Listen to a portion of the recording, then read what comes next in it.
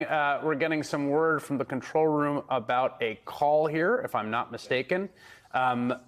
We are now projecting that Democratic Secretary of State Katie Hobbs is, in fact, the winner in the Arizona gubernatorial race. This will make her the Democratic governor of that state. She has, according to our projections, vanquished Kari Lake, local TV news personality who mounted an incredibly strong campaign. Katie Hobbs was the only statewide elected Democrat. She was the Secretary of State. She ran for governor, and it looks like she will be the next governor in Arizona. Steve?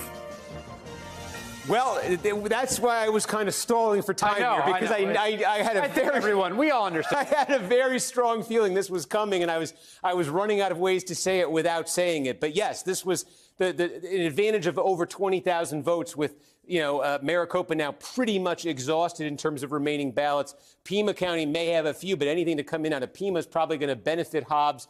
The provisional ballots to come might benefit Hobbs as well. You just take a look around the state at the remaining areas. There are some Republican areas. Generally, they're very small in terms of population, in terms of vote share. And even in some of these Republican areas, for instance, we got an update from Yuma County, small county, earlier in the evening. And it was an update of those mail ballots dropped off on Election Day. And Hobbs actually got more votes in the update than Lake did. So even in some of these Republican rural areas, they weren't huge batches of votes like we're talking about in Maricopa. But even there, Lake was actually losing a little bit of ground in some of the updates earlier. So looking at Maricopa, it was ball game. You knew Kari Lake needed to get a massive number out of there. I think she needed to get this thing at least inside of 5,000, where you could plausibly make a case that maybe there are enough votes out there in just the right combination for her. But when you saw 20,000, that's a safe margin for Katie.